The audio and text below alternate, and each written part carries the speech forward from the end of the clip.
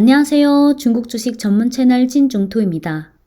중국 최대 차량 공유 기업인滴滴出行이 6월 30일 미국에 상장했습니다. 상장 당일인 6월 30일은 관망 분위기 속에서 주가가 1% 상승에 그쳤고 다음 날인 7월 1일은 지금 한국 시간 밤 12시 2분인데 주가가 12% 상승 중입니다. 오늘 상승은 주로 영국 FTSE 러셀에서 7월 8일부터滴滴를 FTSE All World Index, FTSE Global Large Cap Index, FTSE Emerging Index 이 세 개 지수에 편입하겠다고 발표했기 때문입니다. 이 지수들에 편입되면 자금이 피동적으로 유입되겠죠. 코로나 전까지만 해도 저는 격월로 중국에 다녀왔는데 중국 갈 때마다滴滴를 종종 이용했어요. 신규 상장했으니 중국 현지 증권사들도 이제 리포트들이 잇따라 나오겠지만 7월 1일 지금까지 제가 본 현지 심층 보고서는 2개, 하나는 광대증권, 하나는 국성증권. 시간 관계로 심층 리포트는 나중에 기회가 되면 공유드리고요. 오늘은 리포트 제목 정도만 간단히 말씀드릴게요. 광대증권 보고서 제목은 全球最大的共享出行平台, 번역하면 글로벌 최대 차량 공유 플랫폼. 제목이 주어만 있고 서술어는 없어요. 국성증권 리포트 제목은 越过拐点,难走的路更宽广. 번역하면 변곡점을 지나 어려운 길은 더 넓다. 오늘은 보고서보다는 제가 찐중투 구독자분들에게 공유하고 싶은 영상이 하나 있습니다. 지난 6월 19일 제1재경이라는 중국 현지 증권 방송에서滴滴에 대해 30분 동안 토론한 건데 중국 국내 시장뿐만 아니라 우버랑 비교 분석하는 내용도 있습니다. 사회자 1명에 게스트 2명인데 오른쪽은 과거에 중국 기업 IR 책임자로 근무했던 미스터 라오, 왼쪽은 모 사모펀드 회사의 펀드 매니저인 미스터 추. 네, 지금부터 제가 동시 통역 방식으로 진행할게요. 오늘은 오래된 친구 라오강과 주제시엔을 초대해서滴滴의 상장에 대해 얘기를 나눠보겠습니다.滴滴라고 하면 여러분들도 아주 익숙하실 텐데 우리 일상생활에서 떨어질 수 없는 앱이죠. 여러분들도滴滴의 투자 설명서를 보셨을 텐데 장부에 현금이 꽤 많다는 걸 알 수 있습니다. 그래서 어떤 말이 있냐면 돈이 모자라지 않는滴滴. 그럼 돈이 모자라지 않는滴滴가 지금 왜 상장하냐? 상장은 즉 융자를 의미하는데 그럼 미스터 라오는 어떻게 보세요?滴滴가 왜 지금 이 시점에 상장을 선택했는지요? 전 이건 아주 정상이라고 생각해요. 왜냐하면滴滴는 전형적인 인터넷 플랫폼형 기업이죠. 이런 플랫폼 기업은 저희 재무 쪽에서 보면 아주 전형적인 현금 흐름 미스매치죠. 처음에는 다 현금 흐름 유출이고 아주 오래 지나서야 현금 흐름이 플러스 전환해서 기업을 먹여 살릴 수 있죠.滴滴이 기업은 아주 전설적인데 지금까지 융자를 20여 차례 했죠. 아마 몇십 개 투자자들이 참여해서 듣기로는 200여억 달러, 1,500억 yuan을 융자했다고 해요. 최근 3년은 매년 100여억 yuan 적자를 내는데 하지만 저희 재무 쪽에서 보면 현금 흐름을 보거든요. 작년이랑 재작년에 현금 흐름이 플러스 전환했어요.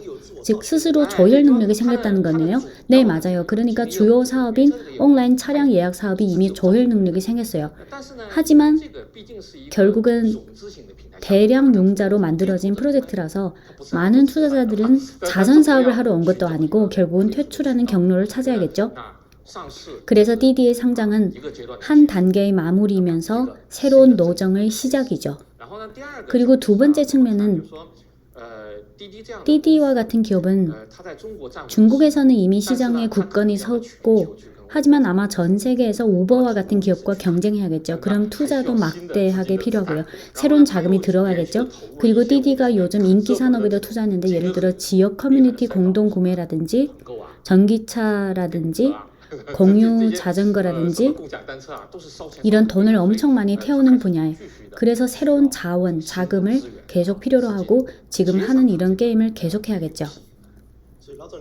그럼 미스터 라오의 관점은 첫째는 기존 지분 투자자들도 퇴출할 기회가 필요한데 지금 그 시점에 왔다.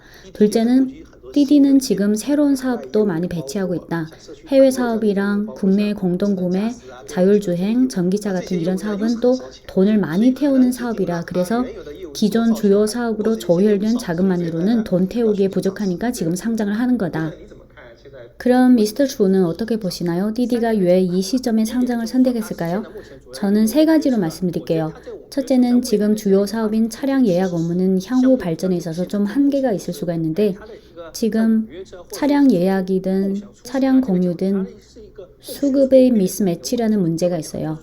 무슨 뜻이냐면 출퇴근 시간과 같은 피크 시간대에는 사실 공급이 부족한데 하지만 비피크 타임, 오후나 다른 시간대에 가서는 차량 공급은 과잉이에요. 하지만 비피크 타임에 이런 공급 과잉을 피크 타임으로 가져갈 수도 없고요. 그래서 이러한 수급상의 미스매치는 계속 존재하죠. 근데 이는 또 새로운 공급으로 해결할 수도 없죠. 왜냐하면 공급을 늘린다면 아마 수요 피크 타임에 공급 부족의 문제를 좀 해결할 수는 있겠지만 동시에 비피크 타임의 공급 과잉 문제도 심화시킬 수 있으니까. 그래서 이 문제는 해결하기 어렵다고 봐요. 그래서 온라인 차량 예약 사업에서 더 큰 성장을 하기에는 어려울 거라고 생각해요. 그리고 앞서 미스터 라오도 디디가 아마 해외로 나가서 발전할 것이라고 말씀하셨는데 이것도 좀 어려울 거라고 생각해요.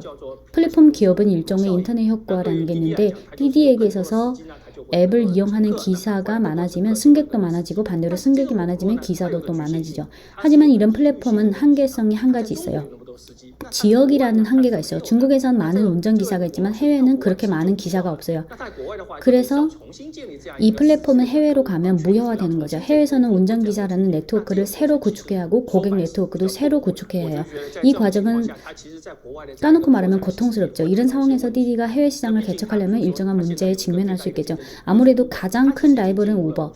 우버는 이미 59개 나라에 진출했고 반대로 디디는 아직 14개 나라에만 진출했어요. 이렇게 우버가 선발적 우위가 있는 상황에서 디디가 중국에서의 성공을 해외에서도 복제할 수 있을지 물음표예요.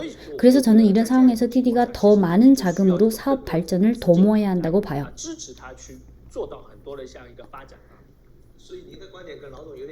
그래서 미스터 조의 관점은 미스터 라오가 좀 유사한 면이 있는데 하지만 미스터 조의 관점에서 더 명확한 것은 지금 중국 내의 차량 공유 서비스 사업은 이미 어느 정도 병목 현상이 왔기 때문에 새로운 시장이든 새로운 사업이든 개척해야 하니까 자금이 필요하다. 그래서 상장을 선택했다.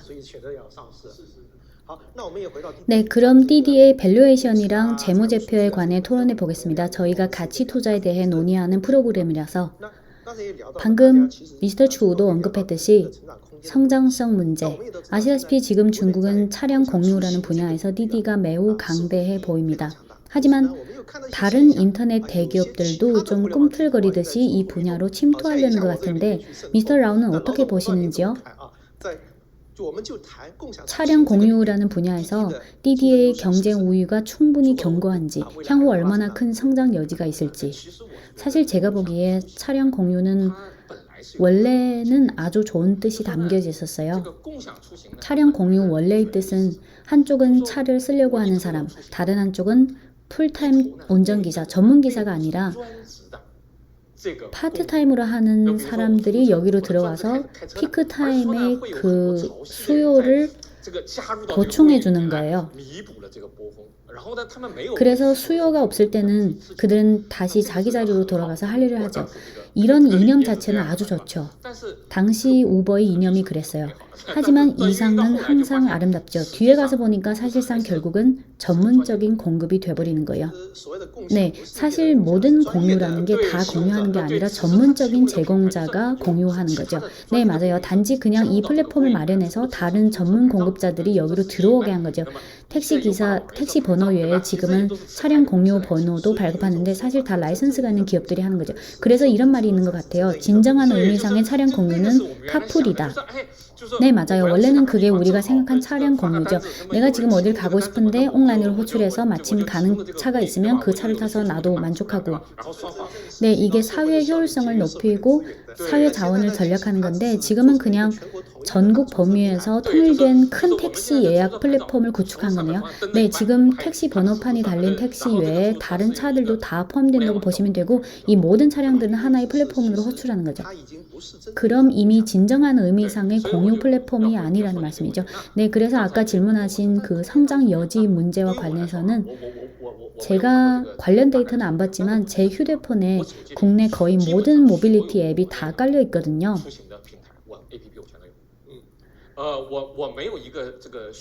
저는 그중 꼭 어느 걸 사용해야 한다기보다는 띠디든 뭐든 저는 몇 개 앱에서 동시에 호출하는 걸 자주 하거든요. 여기서 호출하고 거기서 호출하고 어느 앱에서 먼저 오면 저는 나머지 두 개를 취소해요. 그리고 제 느낌은 저는 그냥 각기 다른 택시 운영 회사를 보고 있는 것 같아요. 저는 차량 공유라는 것보다는 그냥 각기 다른 서비스 업체를 보고 있는 것 같거든요. 네, 우리가 원래 상상했던 그런 인터넷 효과, 플랫폼 효과라는 건 어떤 기업이 일단 구축하면 호성화처럼 아주 깊어서 새로운 경쟁자가 들어오기 어려울 거라고 생각했는데 하지만 현실은 그렇지 않네요. 일단 디디가 지금 이렇게 커졌고 가우드라는 지도 앱 회사가 그럼 나도 이용자가 있다. 나도 모빌리티랑 관련된 일을 하는데 그럼 나도 할 수 있다. 이런 측면에서 보면 디디의 경쟁 우위는 아직 그렇게까지 견고한 건 아니다라는 게 제 개인적인 느낌이에요. 미스터 조에게 여쭤보고 싶은 게 차량 공유는 일정한 병목이 있다. 앞서 말씀하신 그 수급의 미스매치도 좋고 다른 경쟁자도 지금 들어오려는 듯하고 제 기억으로는 예전에 가우드 지도뿐만 아니라 메이투안도 나도 차량 공유 사업 하겠다고 했었는데 디디가 화가 나서 너네 메이투안이 차량 공유한다면 그럼 디디도 음식 배달하겠다면서 둘이서 싸운 적이 있는데 물론 결국 나중에 만약 이렇게 했다간 결국은 양쪽이 다 같이 망할 수도 있어서 그 싸움을 멈췄어요. 하지만 반대로 이번에 디디가 자금 모집을 해서 신사업에 투자하게 된다면 제가 보니까 그중 가장 핵심적인 사업은 지역 커뮤니티 공동구매인데 이에 대해 어떻게 보시나요? 디디가 왜 지역 커뮤니티 공동구매 사업에 투자할까요?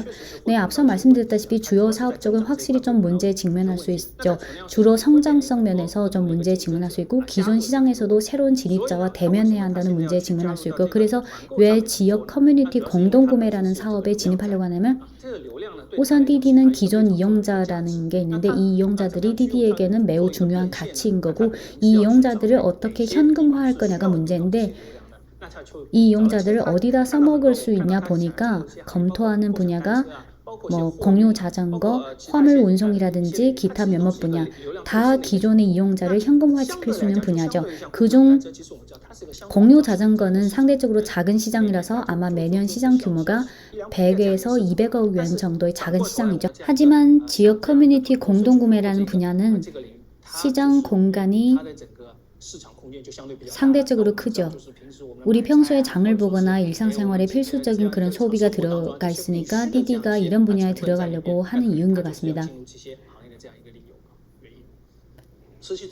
지역 커뮤니티 공동구매라고 하면 우선은 빈도가 높다. 매일 사야 하니까. 둘째는 규모가 크다. 공유 자전거 그런 것보다 크죠. 공유 자전거는 아까 말씀하셨듯이 합쳐봤자 매년 100에서 200억 원밖에 안 되는 시장 규모라서 하지만 지역 커뮤니티 공동구매는 조 단위의 시장이라서 바로 그렇기 때문에 여러 인터넷 대기업 뭐 디디든 메이투안이든 알리바바든 다 이 시장을 구축하고 있어요. 이 시장에서의 치열한 전투는 또 많은 돈을 태우는 게임이고요. 미스터 라우는 어떻게 보시나요? 디디가 지금 갖고 있는 이용자 규모랑 지역 커뮤니티 공동구매 쪽이랑 그 매칭이 될지 여부, 지금 여러 기업들이 혼전 중인 이 분야에서 디디가 이길 수 있을지. 디디의 투자 설명서를 보면서 저는 우버랑 비교를 해봤어요. 아무래도 디디는 초기에 중국판 우버로 시작했으니까. 그럼 우버 사업의 흐름을 보면 꽤 재미있는데요. 우버는 그 이용자 쪽에서 머리를 꽤 많이 썼고 다른 분야로의 사업 확장은 비교적 적었어요. 물론 우버도 과거에 전기차나 뭐 다른 쪽으로 시도를 해보긴 했지만 결국 다 포기했어요. 당시 돈을 투자했지만 결국은 팔아버려서 지분을 좀 받거나 그랬어요. 지금 디디의 4대 사업 중 국내 차량 공유 사업은 뭐 제일 크고 거의 90% 시장을 차지하고 있고 두 번째는 차량 서비스 사업인데 지금 아직 좀 작고 두 번째는 해외 사업인데 아까도 말씀하셨는데 아직은 14개 나라에만 들어가 있고 적자가 비교적 심한 상황이다. 그럼 기타 몇 개 사업, 예를 들어 공유 자전거, 지역 커뮤니티 공동구매, 전기차, 자율주행이라든지 제 생각에는 본질적으로 DD의 지금 능력과는 크게 관련이 없다고 봐요. 차량 예약 앱은 사용 빈도가 낮은 앱이죠. 저는 그냥 나갈 일이 있을 때만 그 앱을 열어보고 할 일이 없을 땐 그 앱에 들어가서 이것저것 볼 일은 없죠. 디디는抖音, 틱톡처럼 거기서 많은 시간을 소모하는 그 소셜 플랫폼도 아니고 네, 틱톡이든 위챗이든 사람들이 매일 들어가서 시간을 좀 소모하죠. 네네. 디디 이용은 차량 호출부터 목적지 도착, 결제까지면 끝이죠. 거기서 뭐가 있는지 구경하지는 않죠. 그리고 또 예를 들어 공유 자전거의 경우 디디는 칭쥐라는 브랜드가 있죠. 저는 이미 다른 두 곳의 고객이에요. 저는 알리랑 메이트완 고객이에요. 그래서 대체로 보통 세 곳 다 호출 안 되는 경우는 없고 세 곳 중 두 곳에 다 없으면 나머지 한 곳은 뭐 그래서 저는 굳이 세 번째 기업을 더 추가할 필요는 없어요. 사실 또 하나는 전기차랑 자율주행은 DD의 DNA에서 이탈한 분야라고 봐요. DD는 플랫폼을 하는 기업인데 지금 제품을 만든다 또는 어떤 기술을 만든다. 이게 기업의 DNA 면에서 가능할지 여부는 아직 지켜봐야 할 것 같아요. 그냥 돈을 갖다 퍼붓는다고 해서 다 되는 건 아니에요. 좀 전에 제가 디디를 분석하는 글을 하나 봤는데 우버를 언급할 때 우버는 뭐 해외에서 가장 큰 디디죠. 우버는 지금 점점 메이트완처럼 돼가고 있다고 하더라고요. 즉 차량 공유 외에 메이트완처럼 음식 배달도 하더라고요. 그럼 디디는 왜 메이트완처럼 될 수 없을까요? 어떻게 보세요? 디디가 지역 커뮤니티 공동구매 분야로 들어간다면 성공 확률은 얼마나 될지. 제 생각에 디디는 우버랑 사실 차이가 하나 있어요. 디디는 타 분야의 사업을 할 때 협동력이 부족해요. 상대적으로 우버는 협동력이 강하거든요. 여기서 재미있는 얘기를 하나 해드리고 싶은데 제 동창들이 캐나다에 많이 살고 있는데 작년 코로나 이후 은행에 근무하는 친구들은 회사에 안 나가고 재택근무하면 됐어요. 그래서 부업으로 뭘 했냐면 우버를 했다는 거예요. 우버로 손님을 태우는 게 아니라 음식 배달을 한다는 거예요. 우버 이팅이라고 최근 몇 년 출시한 서비스인데 지금은 우버 전체 매출에서 50%를 차지해요. 그러니까 우버는 이미 우리가 상상하는 그런 차량 공유 기업이 아니라는 거죠. 우버는 이미 디디 플러스 메이트완이라는 거네요. 네네. 3시간의 출퇴근 시간이 필요하지 않으니까 이 3시간을 뭐 하냐. 음식 배달이나 하지. 월급 한 푼 줄어들지 않은 데다 부수입까지 크게 벌 수 있으니까. 그래서 그걸 했다고 하더라고요.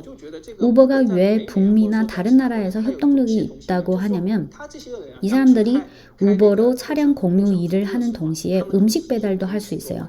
어차피 그들은 차 끌고 여기저기 사람을 태우든 물건을 운송하든 음식을 태우든 다 할 수 있어요. 아까도 말했듯이 출퇴근 시간에는 차량이 부족하지만 점심에는 교통 피크는 아니라서 손님 태울 일은 적지만 식사 시간이니까 음식 배달을 하기 좋은 거예요. 그래서 음식 배달 업무는 기존 업무에 대한 아주 좋은 보충이 되죠. 하지만 국내로 와서 보면 디디는 과거에 아마 2018년인가 음식 배달 시장에 들어가려고 했었는데 그때 왜 성공하지 못했냐면 차량 공유와 음식 배달 간의 협동력이 상대적으로 약하다는 거예요. 아시다시피 디디의 우위는 뭐냐? 1,300여만 명의 계약 운전기사가 있다는 거고 메이트완의 우위는 수백만 명의 배달기사. 이게 핵심 경쟁력이죠. 하지만 운전기사와 음식 배달기사는 두 개예요. 바퀴 4개짜리 운전기사랑 바퀴 2개짜리 전동차 기사랑 전혀 다른 두 종류의 사람이죠. 만약 디디 보고 음식 배달을 하라고 하면 디디는 메이트완처럼 방대한 배달기사 네트워크를 구축해야 하는 건데 이건 엄청 어렵죠. 그래서 제가 말하는 우버는 지금 점점 메이트원처럼 돼가고 있고 반대로滴滴는 여전히 차량 공유라는 분야에 머물러 있고 타 분야로 넘어가기 어려운 이유라고 생각해요. 그래서 두 개 시장이 큰 차이가 있다고 보시는군요. 북미 시장은 운전기사랑 배달기사가 하나로 합쳐질 수 있지만 중국 시장은 이미 방대한 메이트원이라는 존재가 있어서 이 두 개가 하나로 합쳐지는 게 매우 어렵다. 그래서滴滴가 음식 배달 쪽으로 들어가려면 아주 어렵다. 네네. 저도 여기서 저의 개인적인 느낌 한 가지를 보충하고 싶은데 앞서 이용자를 언급하실 때 이용자란 건 각자 일정한 속성이 있어요.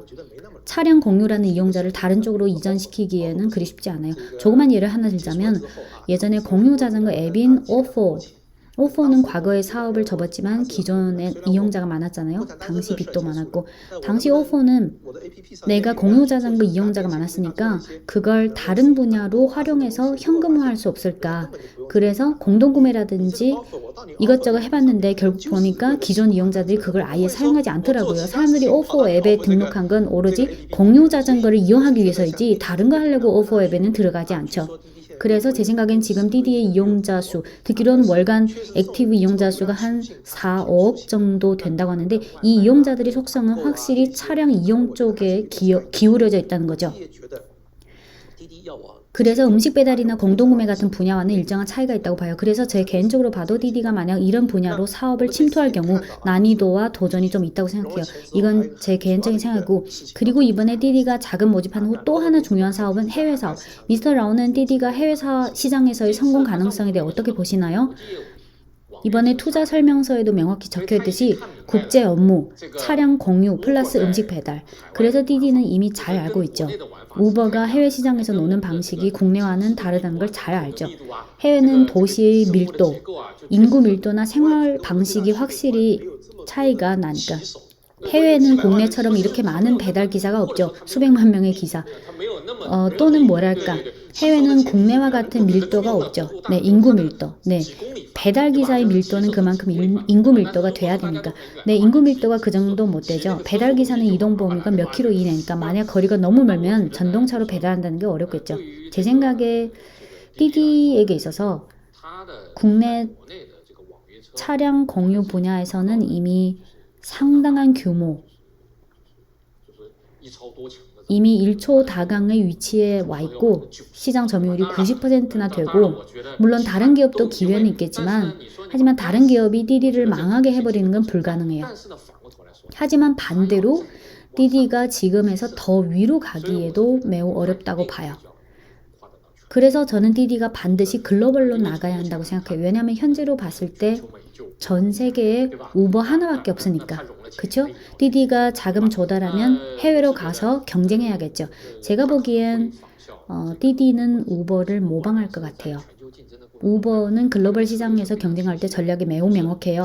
들어가자마자 돈을 쏟아부어서 마치 헬리콥터에서 돈을 퍼붓는 것처럼 사실 저희도 그걸 많이 따라 배웠죠. 그리고 현지 경쟁 기업이랑 싸워서 이기면 그 시장을 다 차지해버리는 거고 못 이기면 경쟁 기업을 사버리는 거죠. 싸워서 못 이겼으니까 사야죠. 만약 경쟁자가 안 판다. 그럼 우버는 경쟁사 쪽으로 들어가서 경쟁사에 가입하죠. 우버는 대체로 이런 방식을 취해왔어요. 제 생각에滴滴도 몇 년 전부터 이런 시도를 했고 2019년인가 브라질에서 기업을 하나 샀어요.滴滴도 우버의 이런 방식을 복제할 거라고 봐요. 즉 큰 기술 플랫폼이 있다.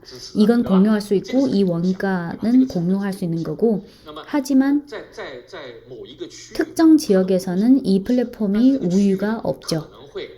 현지에 아마 경쟁사가 있을 수 있겠죠. 또는 뭐 협력사라고 할 수도 있고 그럴 땐 돈 쓰는 방식 또는 기술 협력의 방식으로 우버랑 그 지역에서 투톱 구조를 형성할 수 있어요. 저는 글로벌 시장에서滴滴는 아직 기회가 있다고 봐요. 네, 아직 기회가 있어요. 아까滴滴가 막대한 자금을 또 자율주행에도 투자할 거라고 했는데 앞서 미스터 라오는 그건 이해할 수 없다고 말씀하셨어요.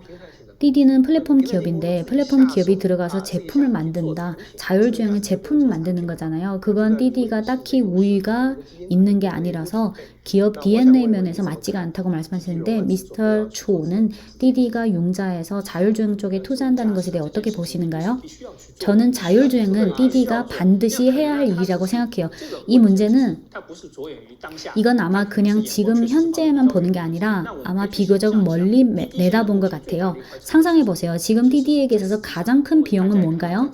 운전기사죠. 왜냐하면 투자 설명서에도 나왔듯이 10.1yuan이라는 매출에서 8.5yuan은 기사에게 주는 거예요. 하지만 미래를 상상해 본다면 운전기사가 없는滴滴는 어떤 그림일까요? 만약 자율주행이라는 게 실현된다면 그럼 차량 예약할 때 운전기사는 더 이상 필요 없어요. 그때 가서滴滴는 완전 새로운 생존 상태가 나타날지도 몰라요. 이건滴滴 입장에서 보는 거고 동시에 다른 플레이어들에게도 다 혁명적인 변화가 나타날 거예요. 그럼 상상해보면 예를 들어 지금 토요타, 혼다 등 자동차 대기업들은 향후 자율주행이라는 게 실현된다면 그들은 지금의 역할을 계속 하고 있을까요? 아니면 그들이 탈바꿈, 세계 최대 택시 기업으로 탈바꿈할 가능성 없을까요? 상상해보면 자율주행이라는 게 실현된다면 많은 사람들은 더 이상 차를 사지 않을 수도 있어요. 적어도 저는 아마 차를 더 이상 안 살 것 같아요. 왜냐하면 제가 아주 편리하게 차를 호출할 수 있으니까 운전자가 없으니까 공급량은 이론적으로 무제한으로 늘릴 수 있어요. 이런 상황에서 많은 사람들이 차가 필요 없는 상황에서 자동차 메이커 입장에서는 역할의 전환이 필요하지 않을까. 그러니까 그때 가서는滴滴의 경쟁자는 아마 우버가 아니라 경쟁자들은 아마 큰 자동차 메이커들일 수 있어요. 지금 일부 글로벌 대기업들은 이미 준비하기 시작했어요. 예를 들어 BMW는 북미에서 차량 공유 업무를 시도해보고 있고 국내를 보면 지리 자동차가 자오차오초싱이라는 사업이 있는데 전기차인데 운전자가 필요한 차량 공유 기업. 그 외에 T3, 장안 자동차가 몇몇 대기업이랑 같이 만든 T3이라는 차량 공유 서비스 기업. 그 아이디어도 마찬가지로 미래에 택시 공급자로서의 역할을 한다는 거예요. 그래서 미래에 이 시장에서 생존하기 위해滴滴는 지금 자율주행에 큰 자금을 걸 수밖에 없는 것 같아요. 그럼 자율주행은 미래滴滴의 생사 전망과 관련된 사안이라고 보시나요? 지금滴滴의 우위는 플랫폼 효과인데 한쪽은 방대한 이용자고 한쪽은 방대한 운전기사. 하지만 만약 자율주행이라는 게 실현된다면 지금의 이런 플랫폼 효과는 전복된다, 사라진다. 게다가 플레이어들, 방금 언급하신 그 토요타든 BMW든 폭스바겐이든 그들이 택시 사업을 하기 시작한다면 그들의 주요 사업은 더 이상 자동차 판매가 아니라 전 세계 몇 개 큰 택시 회사가 될 수도 있어요. 그래서 지금 당장 봤을 땐滴滴가 갖고 있는 플랫폼 효과와는 그리 큰 연관이 없어 보일 수 있지만 향후 10년 후, 20년 후滴滴의 생사 전망의 문제와 연관된다. 그럼 끝으로滴滴의 밸류에이션에 대해 얘기를 나눠볼게요. 미스터 라오, 지금滴滴가 뭐 1,000억 달러의 밸류에이션을 받을 수 있다고들 하는데 지금 국내 사업은 돈 벌고 있지만 다른 많은 사업은 돈을 많이 태워야 해요.滴滴의 밸류에이션에 대해 어떻게 보시는지요? 저는滴滴와 같은 이런 신흥 기업의 밸류에이션은 뭐 재무 측면에서 볼 수는 없다고 봐요. 매출액이나 이익 같은 걸 보고 P나 PS 같은 걸 줄 수는 없죠. 그건 별로 의미가 없으니까. 그럼 우리가 유일하게 벤치마킹 할 수 있는 건 우버죠. 우버를 보면 돼요. 우버는 지금 시총이 900여억 달러. 물론 우버도 과거에 아주 긴 저조기가 있었고 최근 반년 남짓 동안 많이 올라서 시총이 900여억 달러가 된 거고 지금 매출액으로 보면滴滴는 우버의 한 2배인데 우버는 순액법 기준을 적용하고滴滴는 국내에서 총액법 기준을 적용해요. 계산 기준이 다른 거예요. 네, 기준이 달라요. 그래서 양사의 데이터는 딱히 비교할 가치가 없고요. 제가 여기서 한마디 삽입하자면 사람들이 알리바바와 찡동의 재무제표를 비교할 때 찡동의 매출액이 알리바바보다 훨씬 크다는 걸 알 수 있어요. 사실 그건 매출액 계산 기준이 다르기 때문이죠. 네네, 알리바바는 그냥 수수료만을 매출액으로 잡았고 찡동은 제품 판매 금액 전체를 다 매출로 잡으니까 그래서 기준이 다르다는 거죠. 이건滴滴랑 우버의 차이랑 유사하네요. 궁금하네요. 네, 우버는 수수료만 매출로 잡고滴滴는 들어온 모든 금액을 다 매출로 잡아요. 하지만 플랫폼 기업을 볼 땐 두 개 지표를 봐야 하는데 하나는 액티브 이용자 수, 또 하나는 주문 건수. 자세한 데이터는 생략하고 지금滴滴가 우버의 약 1.5배에서 1.6배 정도, 액티브 이용자랑 주문 건수. 세 번째 지표는 GTV, 즉 플랫폼상의 총 거래 금액. 총 거래 금액. 이건 우버가滴滴의 1.6배예요. 그럼 간단하네요. 우버의 건당 가격이滴滴보다 훨씬 높다는 거네요. 이건 우리가 해외 갔을 때랑 같네요. 해외 택시는 국내보다 비싸니까. 네네. 그래서 저는 우버가 지금 시총이 900억 달러에 달했다면滴滴도 대충 거기서 큰 차이가 나진 않을 거다. 대충 이런 느낌이에요. 이건 투톱의 세계일 거라고 봐요. 저는 대충 이렇게 생각해요. 그래서 미스터 라오의 결론은滴滴는 지금 재무제표로 밸류에이션을 판단할 수 없으니까 다른 비이익 관련 지표밖에 밸류를 매길 수 없다. 네, 그리고 시장에서 이 플랫폼에 대해 어떻게 보는지도 봐야 하고요. 사실 양사는 규모상 대충 비슷해요. 비슷하니까 밸류에이션도 대충 비슷할 거예요. 만약 시장에서滴滴의 밸류가 너무 높다고 본다면 그건 즉 우버의 밸류가 너무 높다는 걸 의미하겠죠? 제 느낌이 이래요. 지금 시장에서滴滴에게 이렇게 밸류를 주는데 지금 우버 시총이 932억 달러니까滴滴도 이렇게 비교해서 준 게 아닐까.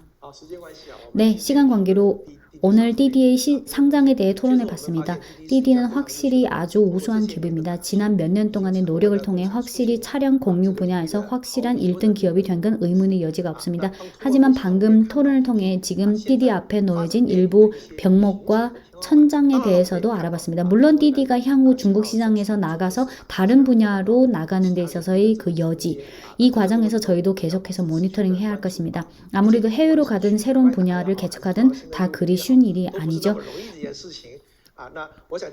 네, 오늘 가치 3인행은 여기까지 마무리하고 향후 저희 프로그램에 계속 관심 가져주시기 바랍니다. 네, 지금까지 찐중투였습니다.